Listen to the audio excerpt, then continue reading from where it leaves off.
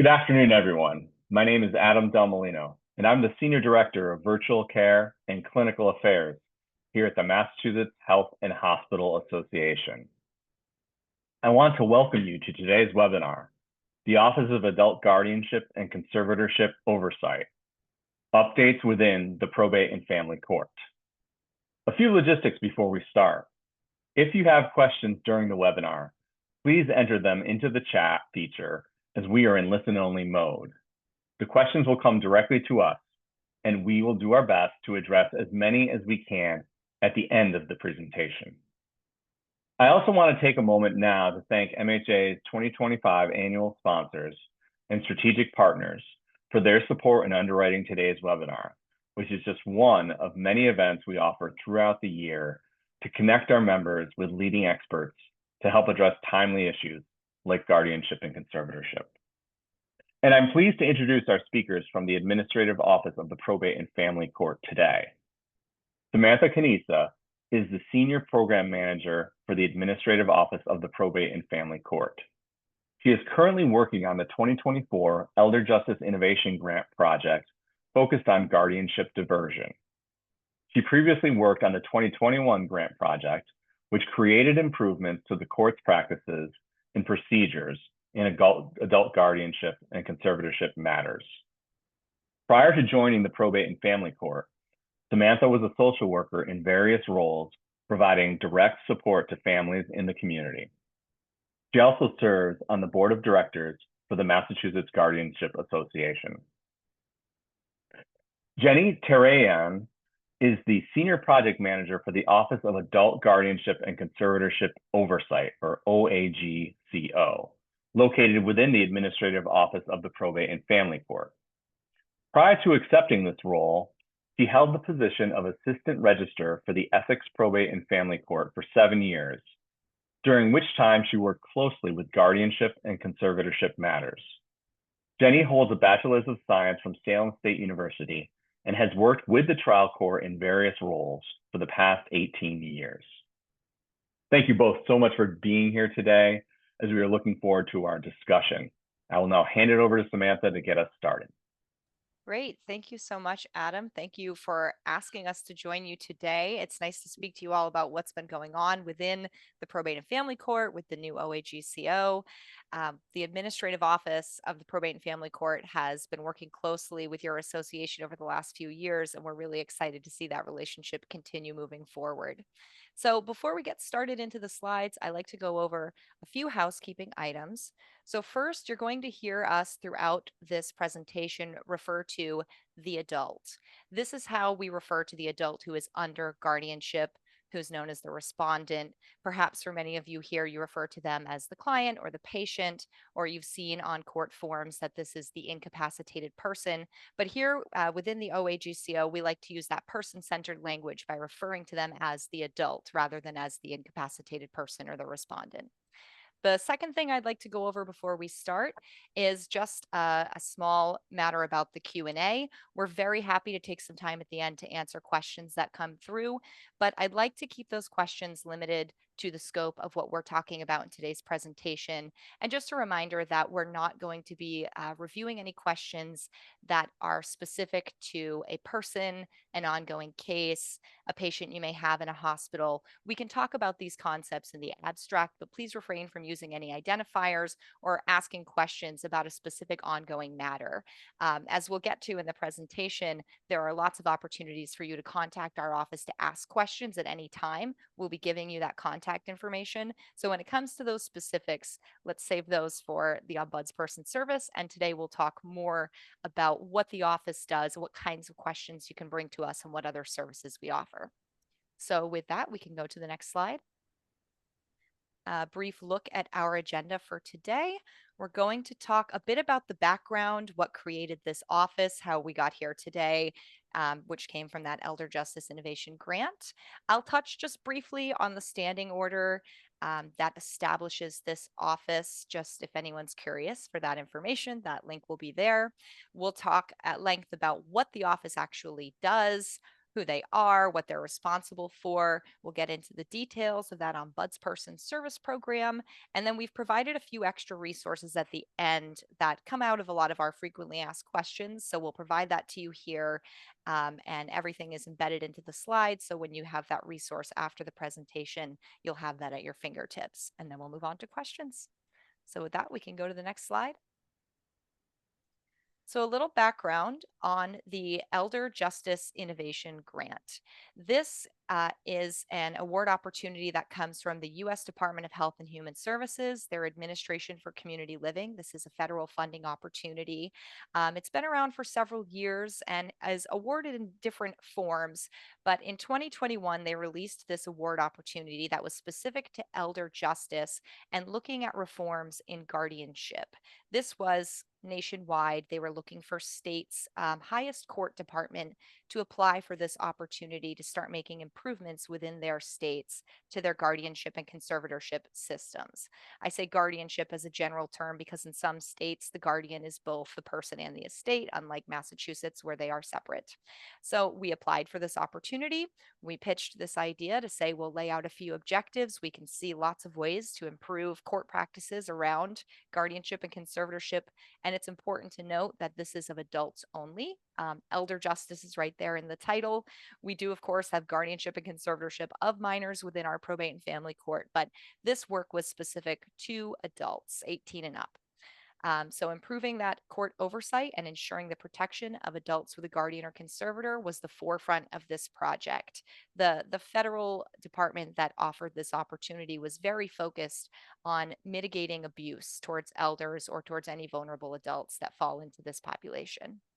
So if we go to the next slide, we have an outline of what that grant was looking to achieve, and it was broken down into 5 main project objectives. The first, and what seems like maybe the simplest, ended up taking us most of the life of this grant. And I should mention that this grant at the moment is currently ongoing. It will be officially at its end on 8/31 this month. But over the last 4 years, we have spent an enormous effort trying to collect the first data sets on adult guardianship and conservatorship.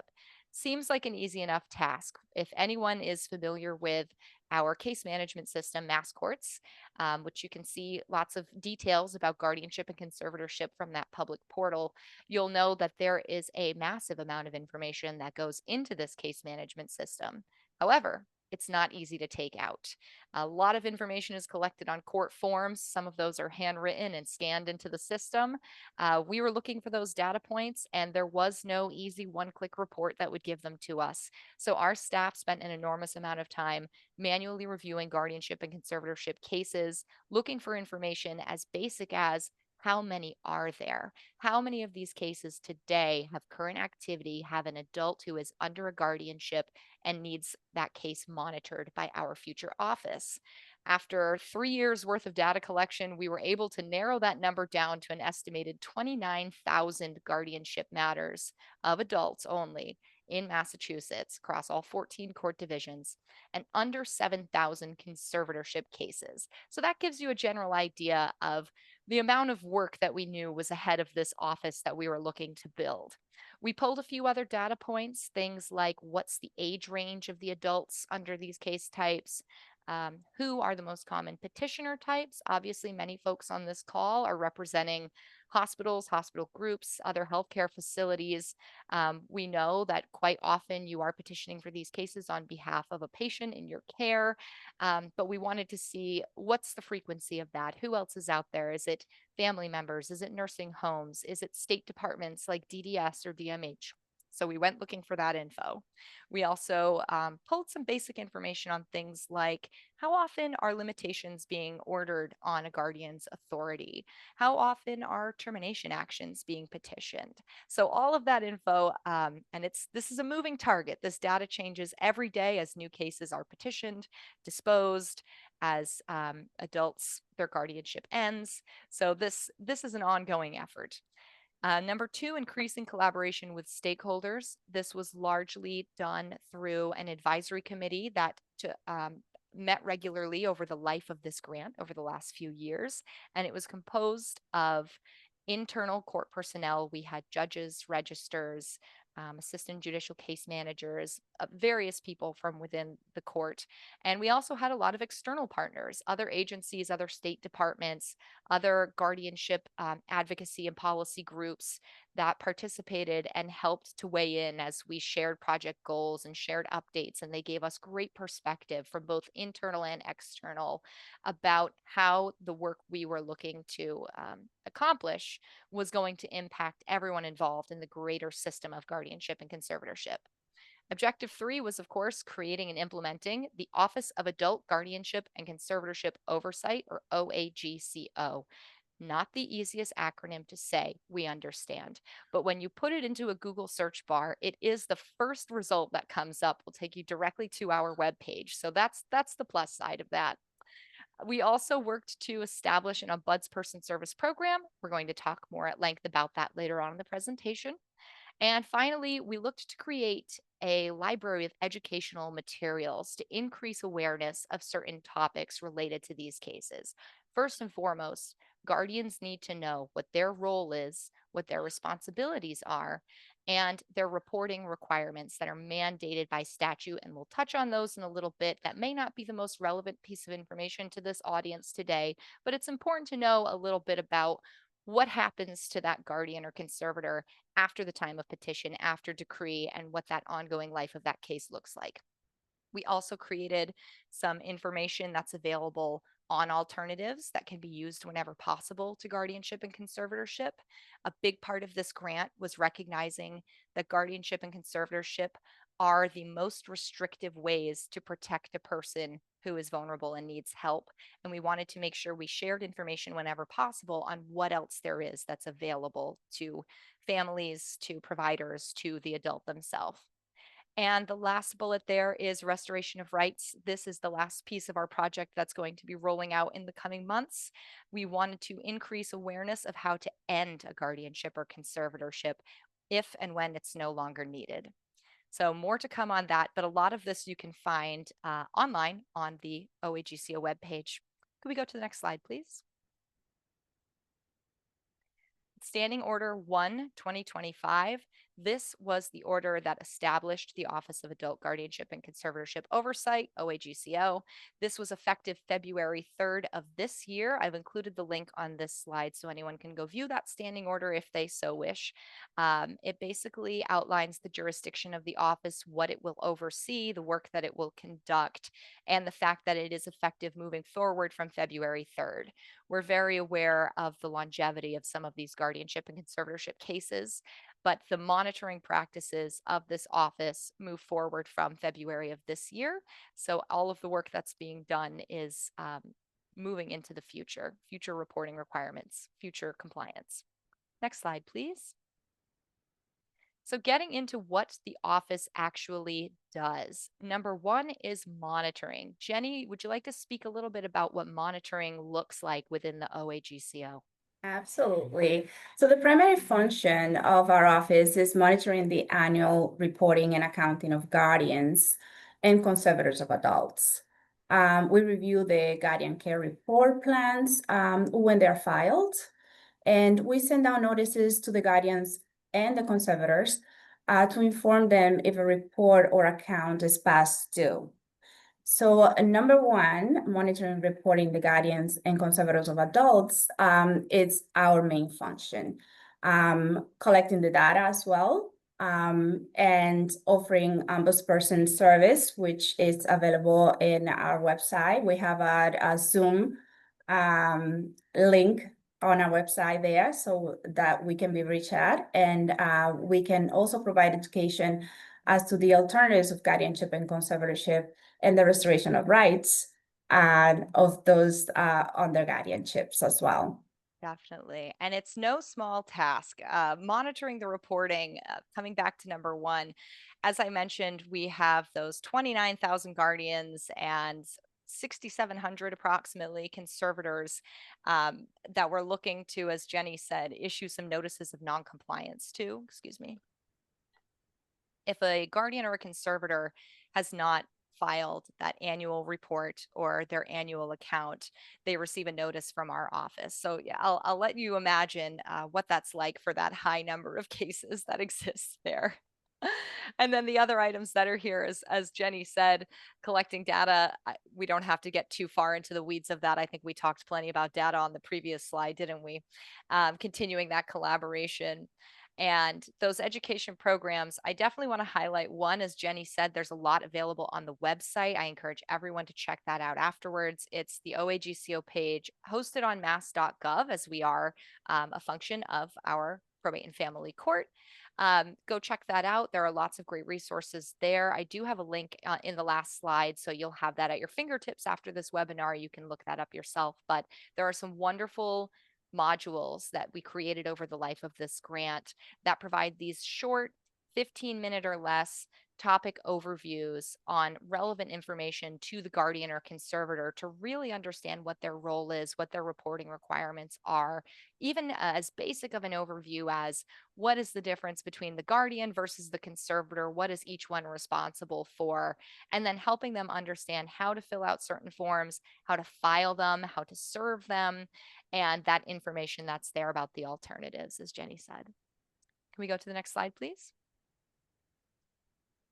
So we'll talk a little bit about reporting requirements. I mentioned earlier, this maybe is not the most relevant to this audience, but it's very important to be aware of some of what that ongoing responsibility is of the guardian and conservator after their appointment.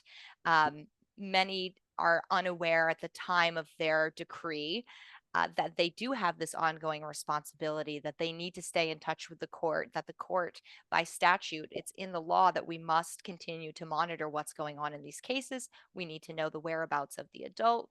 There are certain items that are listed in the statute that we need to be provided with information about. It is the guardian's responsibility to inform the court of those items. And so we have certain forms for that. So Jenny, do you want to talk a little bit about those forms? Yes. So one thing that I want to mention is that now the letters of authority for guardianship and conservatorships, the permanent letters of appointment have been updated in mass courts to include an instructional page of information that will provide the guardians and the conservators that have been appointed with information and explanations as to what the core requirements are for them moving forward. So there we tell them that, a guardian must file a care plan report 60 days after their appointment and every year on the anniversary of their appointment thereafter. Also, they will tell them that the permanent conservators must file an inventory within 90 days of appointment and an account every year on the anniversary of their appointment. So this reporting requirements and this care plan reports are mandatory. They're supposed to be filed, and we are going to be monitoring them and reviewing them as well to make sure compliance has been followed.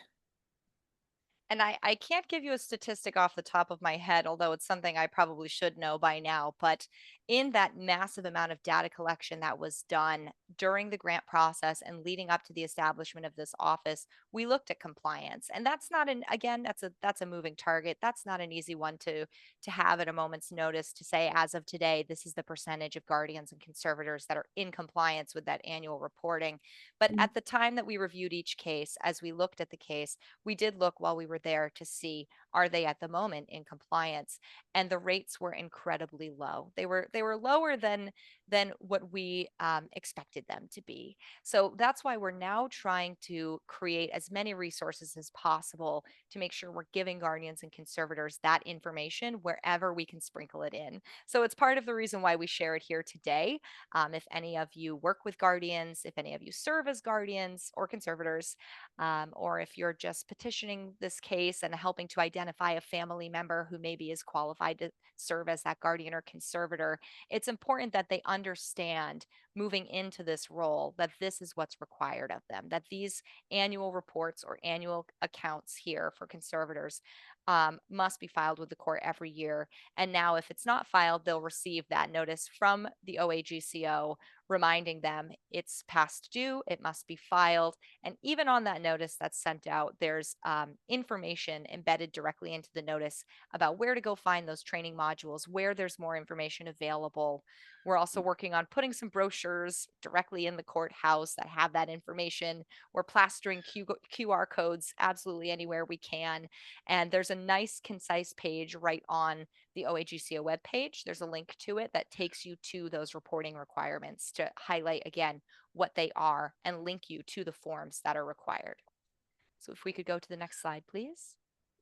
So as I've mentioned plenty of times by now, this is a little snapshot. Obviously, I couldn't fit the entire thing in the frame, but it should look very familiar to anyone who's interacted with mass.gov, which is where we are hosted.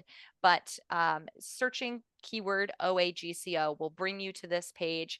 This is sort of the landing page for all things related to what we're talking about today and what the office does and oversees. So you can see a few bullet points there that go over exactly what we've been talking about in this presentation.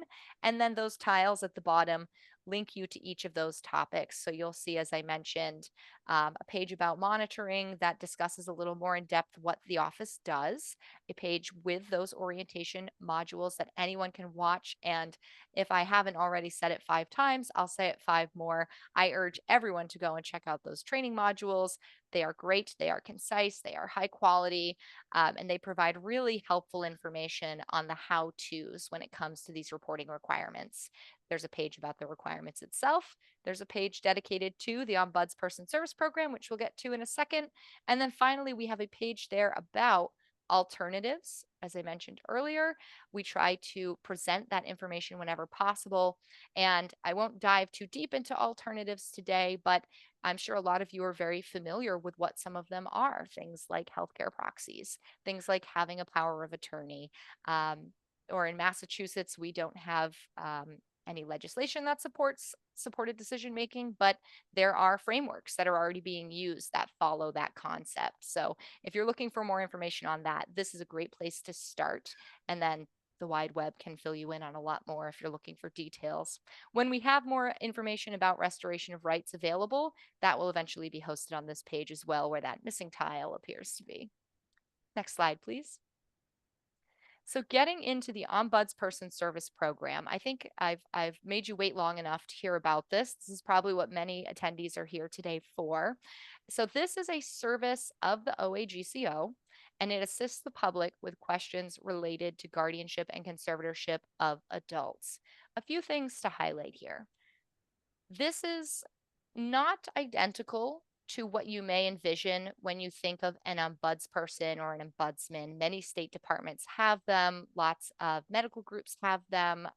The ombudsperson typically is a point of contact that works adjacent to the organization that you're calling or emailing to inquire about, and they can field concerns, complaints. They can maybe conduct light investigations, put together some information, report back to either the inquirer or to the organization itself to look for resolution.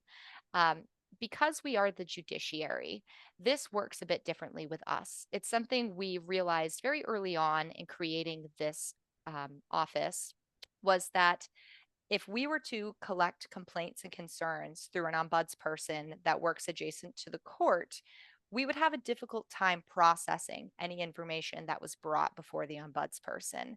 Anything that is brought from an ombudsperson conducting a bit of an investigation into a concern can't simply be brought to the judge for consideration. It becomes ex parte communication. And because the ombudsperson is not a party on the case, they cannot be entering information into the case.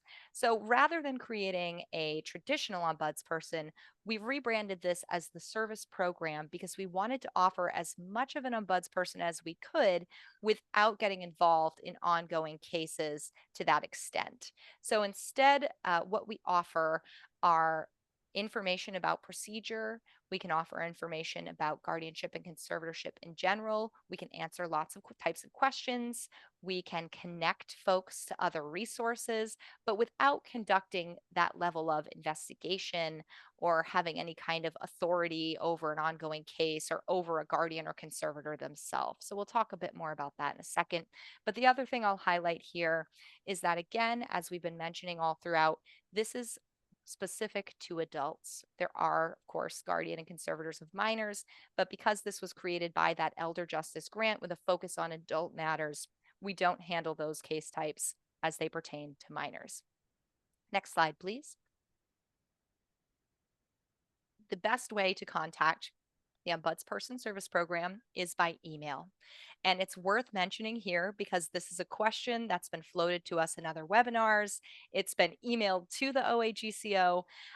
We understand that folks are a bit wary in general of a generic looking email address that's posted online to mass.gov or to any website, and they worry about who's on the other end of that email and if anyone will ever respond. So Jenny and I are here today to tell you we absolutely will respond. Jenny, how often does the OAGCO receive emails?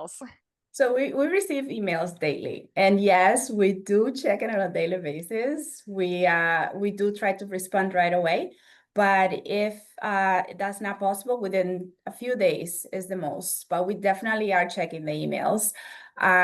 It is being monitored, so yeah, definitely email us if you have any questions. And I'm pleased to say that in most instances, we have been able to provide assistance or guidance to those that are reaching out. So if for whatever reason we cannot assist someone with an inquiry and it's something that we can maybe refer to another agency, we do have information that we provide as to how to contact those agencies as well. Absolutely. And although there are lots of types Yeah. of questions that we are not able to address as the Ombudsperson Service Program, we try not to send anyone away empty handed. So, at the very least, if they can be pointed in the right direction towards some relevant piece of information or given another point of contact, and in some cases, it's internal within our own organization, within the trial court, there may be another department they're looking for, we can at least share that information to whoever is able to help that person whenever possible. So that is the primary way. We do receive inquiries that say, I'm looking for help. Can you call me? And they list a phone number. But we try to prompt them to share as much as possible over email so we can start looking at their case, looking for the right information, and we can give them a lot of very tangible resources. We can give them forms, links to pages with information they need, links to other services. We can attach documents as applicable. So email really is, we have found, the best way to conduct that kind of service. And then listed below email is the Zoom. This is a monthly session. There's more information about this posted to our website. It is a recurring session link, so that does not change. It's always the third Wednesday of each month from noon to 2. So we offer sort of that lunchtime window that this is open forum. Anyone can pop into this session, ask questions about guardianship and conservatorship. The same rules apply as they do in the email. We're not here to give any legal advice. We can't look into any concerns about any particular party on a case, but we're here to provide as much information as possible. And this is the opportunity we give folks, especially if they email and they say, I'm really more comfortable talking to someone. We say, well, that's fine. Here's the next date of our online session. We'd be happy to have you there. We try to have multiple staff members available. We do have some language capacity to assist in English and Spanish. So when people come in, if we tend to have more than a few at a time in that session, we don't want to leave them in the waiting room, but we can pull them into a breakout room, put one of our staff members with them to start seeing what information they're looking for and what we can provide them. And in any instance where maybe they ask a complicated question and we don't have an answer immediately, some of them, just like with the emails, take a little time to think about what the right response is. We collect their information while they're there in the Zoom, and we tell them that they will get a follow-up email from the office with the information that we can provide. Next slide, please.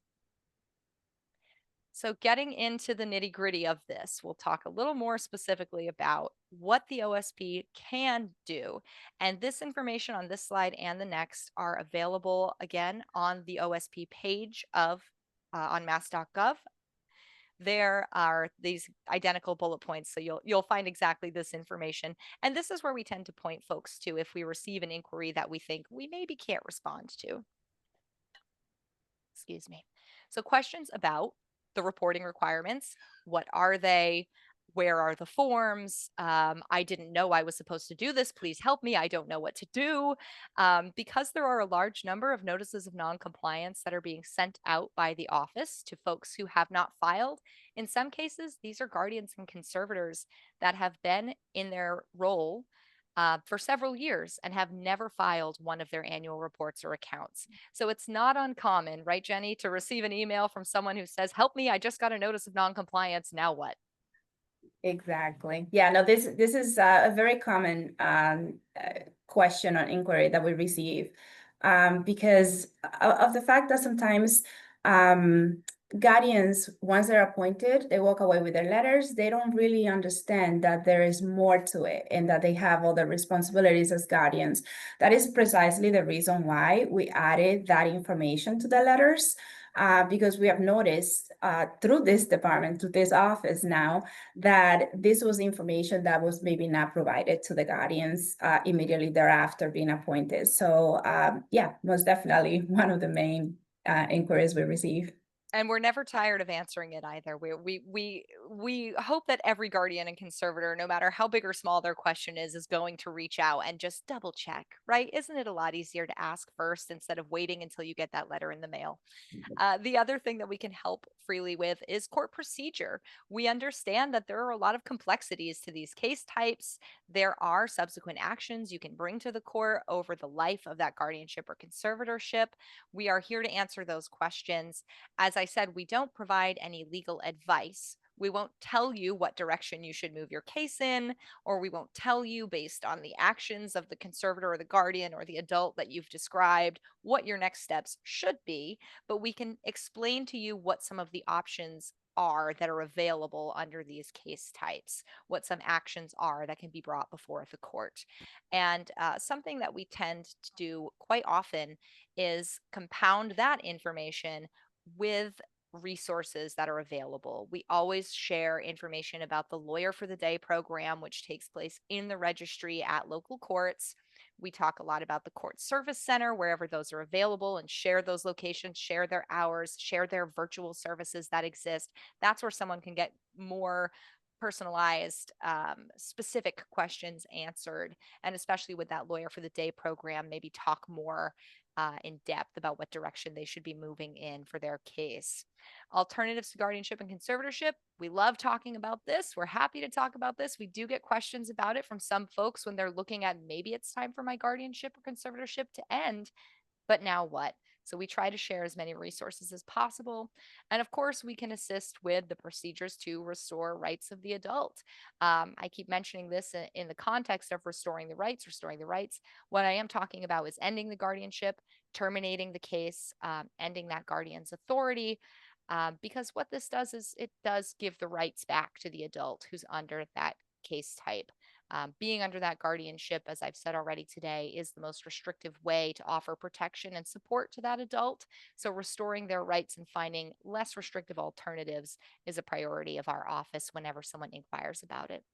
Next slide, please. Now we're on to the red text, what the OSP cannot assist with. Right there on our webpage, as I said, these bullets are listed. Next to number 1, we have in bright red letters, call 911. Thankfully, this has not happened yet with our office. We did once have someone who sort of danced around a question about what if this person was an immediate harm, and we had to respond back by saying, we are not the appropriate authority. It sounds like you need immediate assistance. You do need to go contact your local authorities the court is certainly not the same as your local law enforcement. So make sure you're contacting the right person if you have an immediate concern. Questions about decisions made by the court. This one's very important to emphasize here. As I have said already, the Ombudsperson Service Program does not interfere with ongoing court cases. While we can look at certain case information, share information back with the inquirer, sometimes it's something as simple as, I don't understand why my petition isn't moving forward. We can review your case and say, well, it looks like you haven't returned your citations. Here's how you do that. But if the question is, I filed a motion and it was denied, I don't understand why, what do I do next? We cannot get involved with giving you information about a decision the judge has made, about questioning why the judge has made that decision. Our office certainly has no authority over the actions taken by the local court. guardianship and conservatorship of minors, as I've said many times already. Again, we don't like to send anyone away empty-handed. So when we do occasionally get a question about guardianship and conservatorship of a minor, we try to point them in the right direction. But we do emphasize that this office oversees adult cases. And finally, concerns about any state, federal department, government entity, a facility, a residential setting, or a healthcare provider. We try to connect them to the appropriate source of that information. This does happen from time to time. We recognize that there are folks who maybe know what the answer to their own question is, but need a space to vent. And so sometimes we do get those inquiries from someone, and we try to answer back with as much compassion as possible and give them any relevant information. But we are not the appropriate place to field any kind of concern about any external entity that is not the court. And even with the court, as I've said already, we don't question the authority of the judge and the decisions they've made. So while we are an ear that's willing to listen, there's not always an answer that we're able to provide. We cannot give that kind of assistance. Next slide, please. This is another screen grab from the OSP webpage. So as I mentioned, when those questions come in from that last bullet on the previous slide about those external organizations, we want to give them the appropriate place to go field that inquiry or lodge that concern. So we've put together this chart, and this is just a snapshot of it. There is more that did not fit on screen here, but we link to several other ombudspersons, points of inquiry. You can see that there's some hotlines that are listed here where those types of abuse and neglect are appropriate to direct. So we tend to refer folks to this chart to see if the concern that they have fits into any of these boxes and where they might be able to turn for the appropriate type of help. And with that, we can go to the next slide. This brings us towards the end of our presentation with some additional resources. This is the link to the orientation program training modules, that series of 9 videos that we have available on our webpage that go over all of those topics related to guardianship. If anyone here is looking for more information about the role of the guardian, what their reporting requirements are, how those forms are filled out, how they're filed, information about alternatives, you'll find it all there. They're very digestible, bite-sized modules that don't take too long to watch. So I urge you to go check them out. It's a great resource that if anyone ever comes to you looking for this information, you can point them, of course, to the Ombudsperson Service Program and the OAGCO, but also to these modules. We've had great success with folks filing inquiries with the OSP, and we say to them, have you had a chance to watch the modules? Start there and then come back to us with your specifics. And we've had a lot of success. We've even had folks that reach out and say, I just watched your modules. Here's my follow-up question. So it certainly helps to provide a lot of the basics that folks are looking for before they even make it to our email address. There's also a link here for the guardianship and conservatorship forms. This is a list, the master list of all forms. This is not just reports and accounts. This is petitions, decrees, subsequent actions like resignation, removal, termination, a modification, an expansion, or a limitation. You'll find all of that on this one page. And paired with that link is the one immediately below it for help accessing those PDFs. We also receive this inquiry to the OAGCO quite often because the court PDFs don't always play nice with everyone's browser. They don't play nice with everyone's Adobe reader, but there's a very simple solution, and that is all you have to do is download the form, save it to your computer, and then you will be able to open it from your own computer. Opening it in the browser sometimes takes you to a page that just says in plain text, we're having trouble loading this site, or please wait, and then an error message. And so we get that inquiry a lot from folks who say, how am I going to submit my report if I can't download the report? So we try to coach them through how to do that because we know it's not always the easiest thing. So I urge you to go check all of these out, save them to your own resources, have them to share with your own clients, with folks that are looking for that info. And with that, we can go to the next slide. If anyone has questions that have been entered into the chat, this is where we can talk through those. Awesome. Samantha, Jenny, thank you so much for this presentation today. It was really helpful and informative. If folks do have questions, please feel free to enter them into the chat, and I will try to address them as we go forward here. And I'll start off with a question that we talked about a little bit before, to talk about like what's the role of the OAGCO and the OSP when you may have an example of a situation where a guardian's not responsive any longer to requests either from the hospital or from perhaps the family. What do you, obviously we'd reach out to you. What do you offer in terms of next steps for someone who has a challenge with a guardian? Well, what I would like to say to you is that I have a long line around the block of folks waiting to become guardian for your client.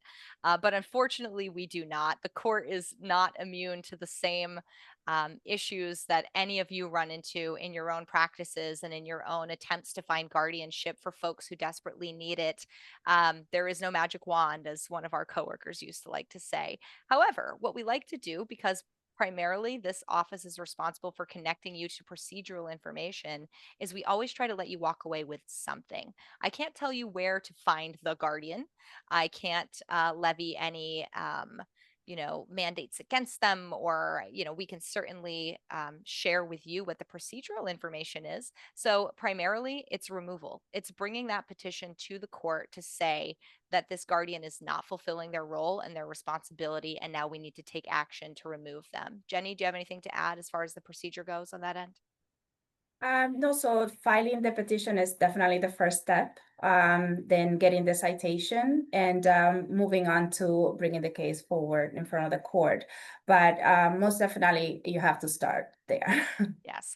And when we have some resources that we can share, we try to. So on that chart that we shared on screen in one of the later slides, which is on the web page, there's information about how to contact other associations. I believe there's a link there, and if there's not, it's readily available online, but there's information about how to contact the Bar Association. We understand there are a lot of guardians who are court-appointed attorneys that are serving in that role as guardians. So if that's the case and you're having a hard time connecting with that person, we urge you to go to the proper channel that oversees their work. It's not always the court, but you can always bring that removal action to the court to bring it to the judge's attention to say, we need some assistance here. Something's not going well. Awesome. Thank you. That's perfect. So I'm going to start taking some of the questions here in the chat. Chantal asked at the beginning, what was the name of the portal that you were talking about, Samantha, at the very outset of the presentation? Is that the courts portal? What portal is that? Mass courts. That's the Mass court's courts. case management system. So when there's that's easy to find if you search case records through mass.gov. It'll connect you to how to view the publicly accessible version of mass courts and guardianship proceedings. There's a fair amount of information that's available to the public on guardianship proceedings. So if there's a specific person you're interested in or a case that you're looking at, you can find information there. Awesome. Thank you. Next question comes in from Christina, who asked, what are the reporting requirements for temporary guardians? Okay. We do have some of that information available. Jenny, you want me to take this one, or do you want to go over that? Oh, that's fine. Go ahead. Sure. So temporary guardians are a bit ambiguous. I'm sorry, you did say guardians, right? Not conservators? Guardians, correct. Okay. I'm going to touch on both because they're both a little unique. So I think it's worth recapping. All guardians, I don't care if you're temporary or permanent or special or whatever your status is, it's a great practice to file a report with the court. It's very important to share information about how the adult is doing. But by statute, it's a bit ambiguous. There is no point in the statute that specifically outlines what a temporary guardian must report, because the idea is that a temporary guardian is not appointed for a full calendar year the same way that a permanent guardian is. So I would urge anyone who serves as a temporary guardian, if it does not become a permanent appointment and if it does not last a year, I would urge anyone to file a report to the court at the end of their temporary appointment to account for what their time was as the guardian and how they spent it and what they did for that adult under their care. Unlike a temporary conservator, which I'll just touch on because it's worth noting, temporary conservators must account, just like permanent conservators must account. They're also responsible for filing an inventory within 90 days, and if their appointment is extended for however long, And even if they become a permanent appointment after the temporary ends, they must submit a first and final account that says how they managed the person's funds while they were the conservator. So that means that if I'm appointed as a temporary and I'm extended a few times beyond 90 days, and then eventually I'm appointed as the permanent, I must file my first and final account as the temporary and then file a new inventory as the permanent so that I'm fully accounting for how all of that time as conservator was spent. Anything I missed on that, Jenny? I think you got it all. Great. That is one that we get quite often from folks. And we always say, it's always good to share that information. More is more, right? So that was awesome. Next question comes in from my friend Mary out in central Massachusetts. And she asked, is there a Zoom link to share for the recurring monthly meeting on the third Wednesday of the month? I actually went to your website and I'm going to pop it into the chat right now so that everybody has that. Perfect. So that saves some time for everybody. I'll say one thing to that effect. I know that there's been some confusion so far on what the third Wednesday of every month is. So it's something that we're going to bring back to our web folks to see if we can put some actual dates for future months there. We have had folks that pop in on the wrong Wednesday and then we get an email from them saying, why isn't anyone in the Zoom? So we're going to look to update the website so we can put, maybe 6 months out of what those dates actually are. Awesome. Thank you.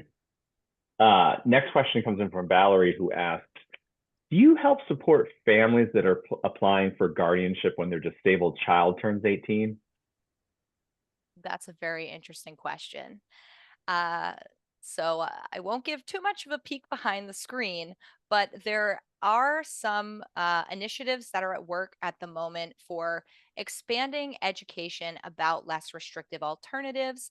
And in many cases, that does apply to the youngest adults in that guardianship population, and understanding when guardianship is appropriate, when a limited guardianship is appropriate, and when maybe a guardianship isn't necessary at all.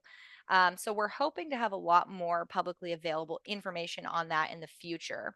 So we don't, in general, to get back to the question, we don't do any kind of ongoing case management to really walk anyone through that, but any type of question about the procedure, again, no advice, but procedurally, we're happy to share any amount of information with families that are looking for more when they're going through that process. And we can happily connect you to the court service center, to the lawyer for the day, where you can go and meet with them and get a little more of that one-on-one service.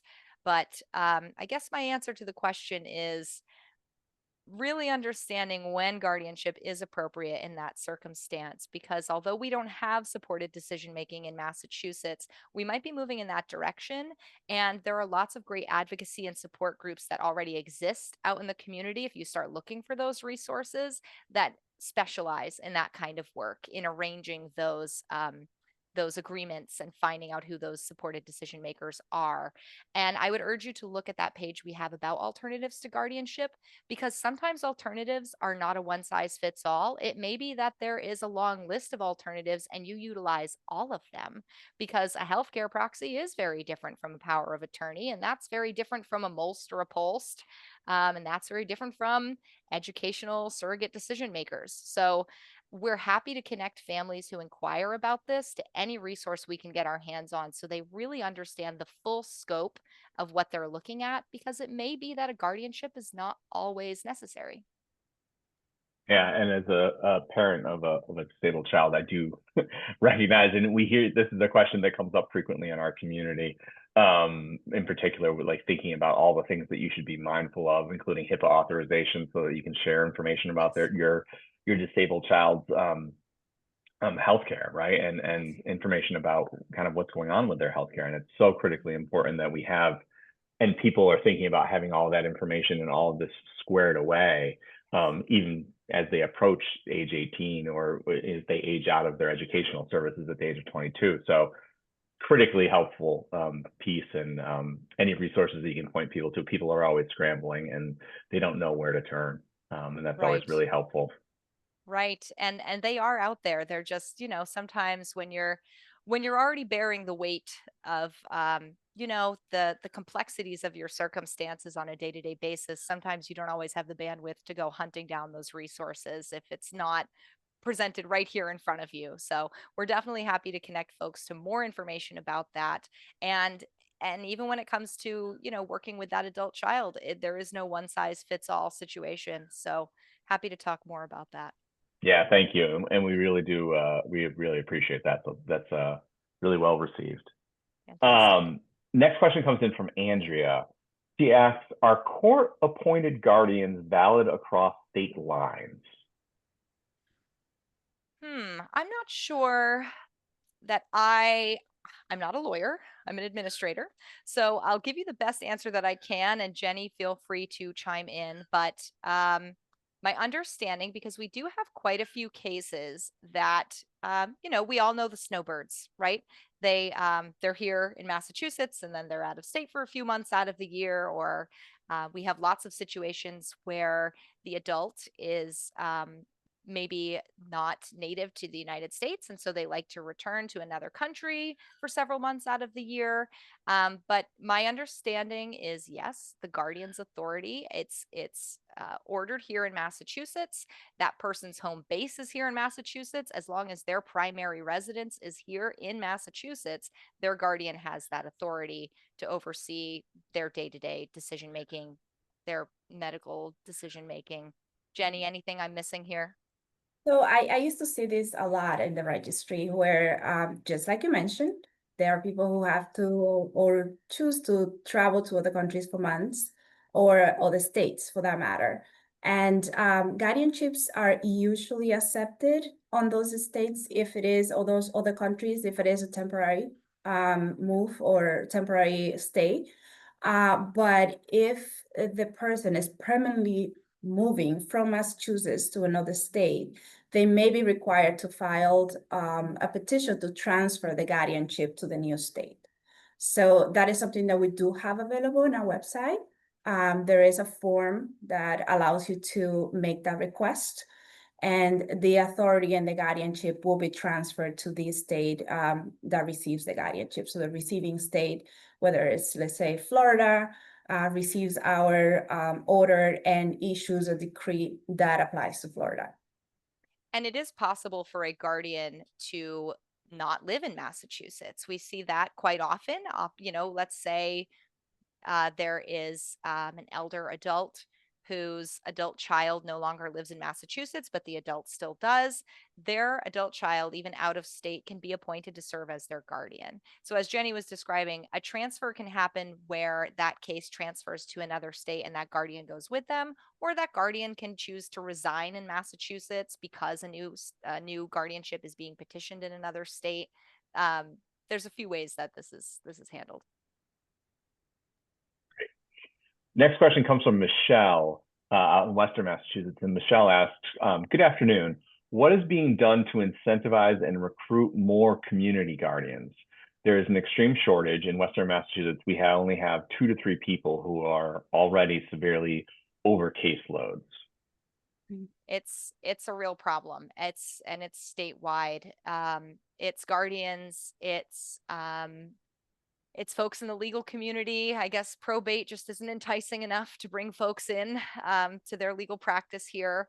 What is being done? Well, the court, unfortunately, as the judiciary entity, we're not really able to lobby for more guardians or lobby for funding. I understand there's a few pending pieces of legislation that may serve to entice folks into serving as a guardian, but we can't really speak to that in either way.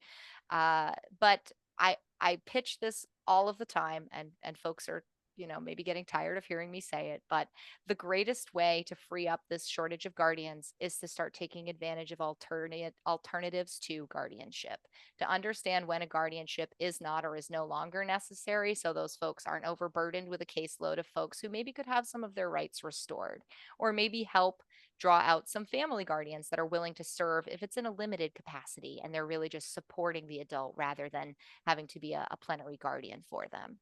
So unfortunately, that's where I still haven't found that magic wand that makes more guardians appear. That would be nice, but sometimes the answer is that maybe a one side of the coin is a shortage of guardians, and the other side of the coin is that there's too many guardianships.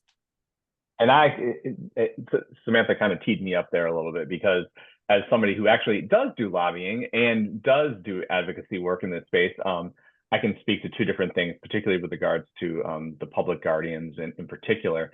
One is there's a report that actually came out publicly already right now called the Transitions from Acute Care to Post-Acute Care Task Force. As part of the recommendations in that report, and Samantha and I both served on this group, there is a recommendation to continue funding for the public guardian program that's in place in the state right now, and the pilot program that's there. It will be also following the recommendations of a report that came out from the Department of Public Health. There, if it hasn't come out, it should be coming out very soon. And then secondly, we've also endorsed the concept of kind of pursuing a public awareness campaign, particularly among retired healthcare providers, to serve as guardians. We have it as a piece of legislation that we filed here at MHA, and it's been endorsed by a number of other organizations as well, to really kind of say, you know, how can we go out into the community and recruit more people that potentially could serve in these roles, who've worked in the healthcare profession, to have an understanding of kind of what is going on with the cases of many of these folks, and they've seen this in their own professional work, and could we take advantage of and tap into them as a resource to potentially serve as guardians? So that's something that we'd like to also kind of continue to push and promote as well, as part of ways to address the shortages that people are seeing, like in Western Mass. Well said. Next question comes in from Constance, who says, do you have a database of people available to serve as professional court-appointed guardians? Jenny, do you have an answer? I'm not sure. I know we've sort of been circling this one as we answered the other questions, but again, I know there's a perception that this is sort of the responsibility of the court to go out and find the guardian. It's just not the way that the statute is intended. Our hands really are tied as the judiciary as to how involved we can be in actively going out and finding and recruiting. So, you know, there are certain pools of funding for court appointments in different categories of fee for service. I know very little about that. I won't speak too much to it. There is some information available about fee for service category appointments on mass.gov. But again, I don't have a line of folks waiting outside on the sidewalk that want to come in and apply to be a guardian, unfortunately. Yeah, and you know, again, as part of some of the work that we've been doing as part of the Transitions from Acute Care to Post-Acute Care Task Force, you know, we have looked at some groups and organizations that have been working on this, and Samantha serves on the Mass Guardianship Association, the National Association of Elder Law Attorneys, their Massachusetts chapter. Many of their attorneys serve in roles as guardians as well. Those are a couple of small examples of places where we do have some resources available to find folks to serve in guardian roles. And we can probably promote some of that work and get some more of that information out there if folks are looking for it. Yeah, definitely. But as far as, you know, internally to the court system, we don't necessarily have a pool of guardians. My understanding is that, and you mentioned this a bit as we answered the last question, some other organizations are working on putting together some pools of volunteers. I know that some state departments, DDS namely, has their own pool of guardians that they actively recruit, but I don't know a lot of the details around that. There may be some monetary incentive that comes from that department that helps to fund that pool, but the court on our end does not have that capacity. Thanks. All right, to the next question, Alexandra asks, if you were unaware of filing reports, do you just need to file one as a guardian? Go right ahead, please do. Your report is due every year on the anniversary date of your appointment as the guardian, or your account is due every year on the anniversary date of your appointment as the conservator. If you're not sure when that is, go hunt down your decree or your letters to find out what that date was, or email the OAGCO. We can look it up for you if you can give us a docket number to make that an easier search on that end.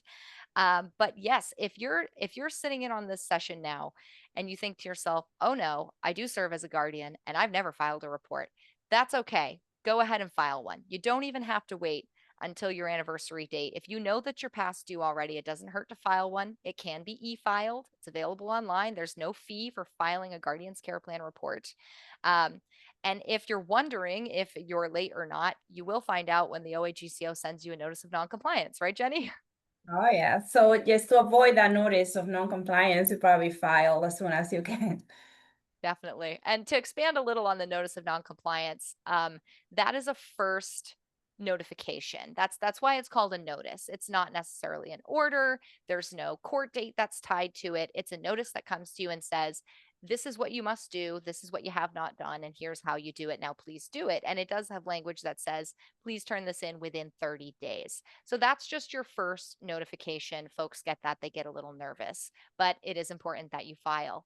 If you fail to respond to that notice and still do not file what's past due, then the case gets pushed forward where the judge actually will schedule a hearing, and there's a date where you must appear if you still haven't filed. So don't get too nervous when you see that notice come in. Just go check out the resources that are listed there and get your report on file.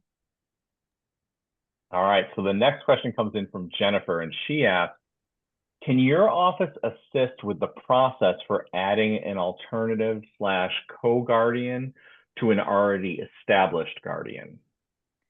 We can certainly share the forms that are required. We can talk a bit about what that procedure is and how it's done. There's nothing we necessarily do that. I think the word assist maybe implies that we're going to help you complete your paperwork. That we're unable to do, but we are able to share the information as to what you will need and what steps you will need to take. If you need help with actually completing the paperwork, that's where we might refer you to the Court Service Center. Great. Next question comes in from Alexandra. It goes back to the reporting. Where do reports get submitted? To the court. That's a great question because Jenny, I'm sure you've seen a lot of this too. Once in a while, someone will send one as an attachment to an email to the OAGCO, and we very kindly have to respond to say, thank you for completing your report. However, you cannot file that with our office. It goes to the court where you were appointed. So if your case was heard in Bristol County, you file it with Bristol County. This is true for the lifetime of the guardianship or conservatorship. So it can be e-filed. There's information. If you Google e-filing, you will find that location where that can be done. It can be submitted by mail. It can be walked in person. There's really no wrong way to submit it as long as you're submitting it to the correct court division. The next one comes from our friend Karen out in central Massachusetts. And Karen asked a question about end-of-life care in particular and the end-of-life orders.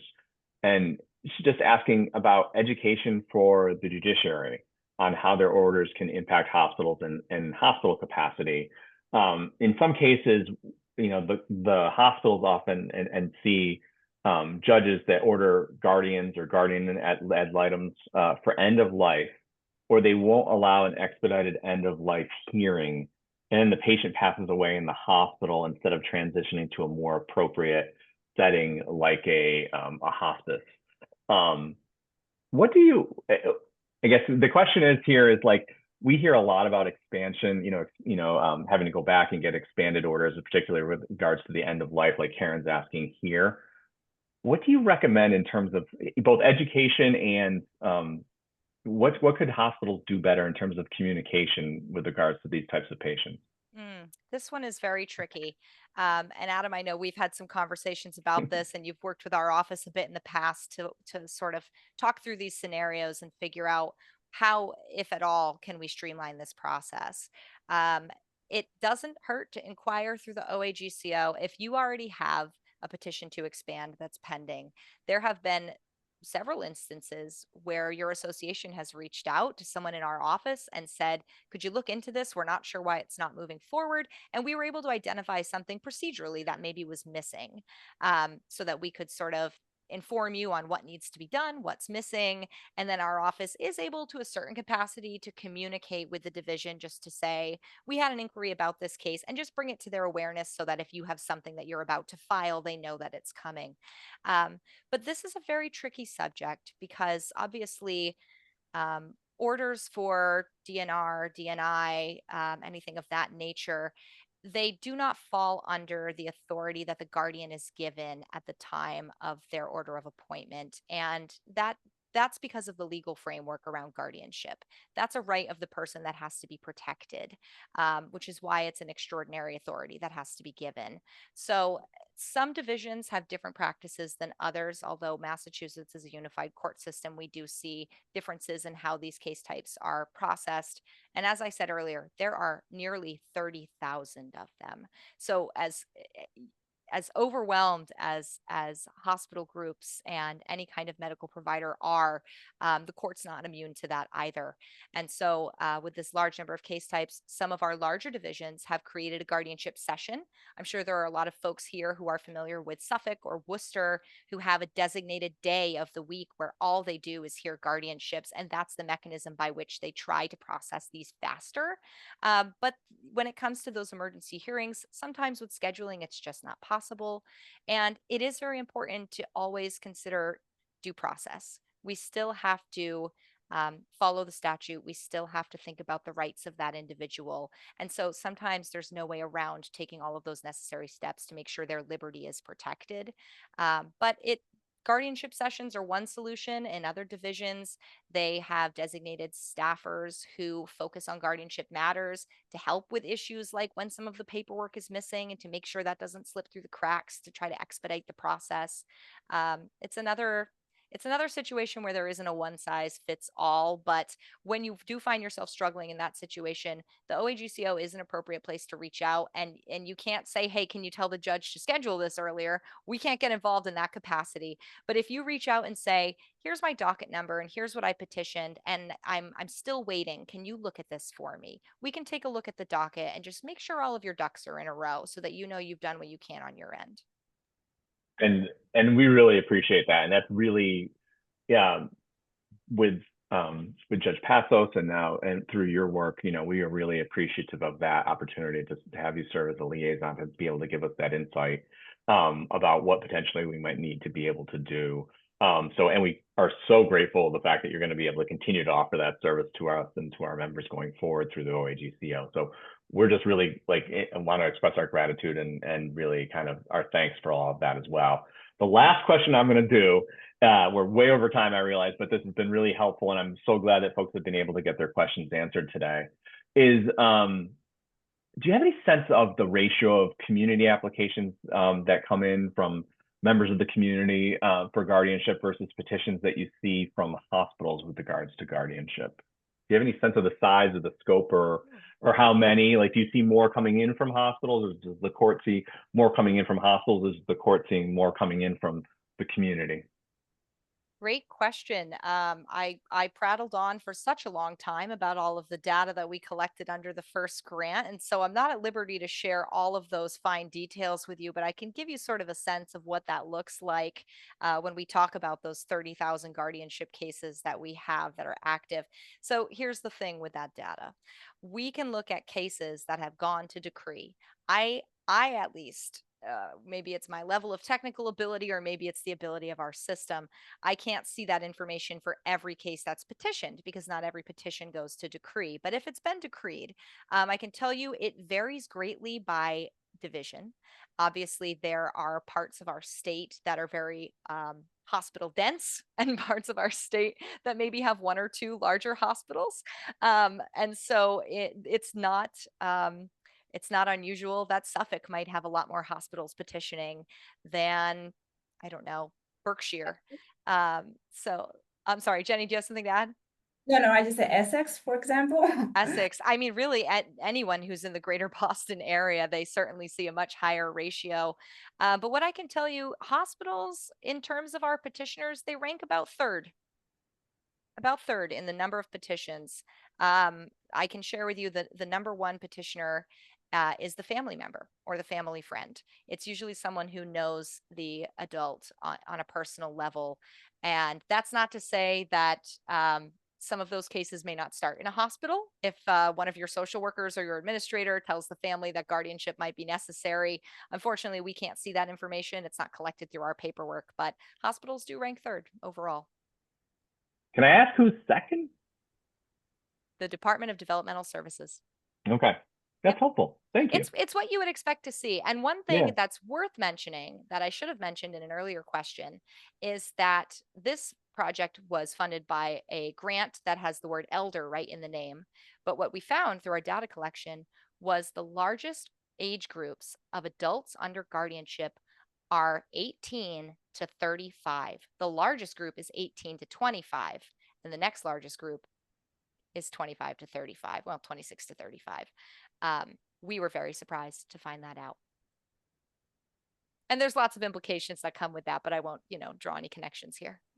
Yeah, but like thinking longer term, you're obviously working so much now on alternatives to guardianship, and potentially for those young folks who may be under guardianships right now, alternatives to guardianship may actually be a better model for them, or limited, like you said, limited guardianships and other models that are out there, shared decision making and some other things. So really appreciate that, and can understand why that'll be something interesting to kind of follow going forward. So and to see if things change over time as well. Yeah, So it's all due to all your about good moving work. the needle. Mhm. Yeah. So we'll bring things to a close here. I have no further questions from folks in the chat right now. I just want to express my thanks and appreciation to both of you, Samantha and Jenny, for today's call. I know there's a lot in today's presentation that folks will be taking back to their own organizations. But we just want to thank you once again for leading such a great session here today. And I want to thank everybody else here on today's call for joining us. My colleague Nick is posting our QR code here on the screen right now, so you can see all of MHA's upcoming educational programming. Our Healthcare Safety and Violence Prevention Summit is coming up on September 16th in person from 9 a.m. to 3:30 p.m. at the MHA Conference Center in Burlington. I'd also like to invite folks to come and join us for our Women Supporting Women, Strength and Community Building Annual Leaders Conference in Healthcare. That's going to be December 5th from 8 a.m. to 2:30 p.m. at the Westin Seaport in Boston. So please come join us for any and all of these events. We really appreciate everyone taking the time today to learn more about guardianship, and we'll talk to you all very soon. Have a great day. Thank you. Thank you.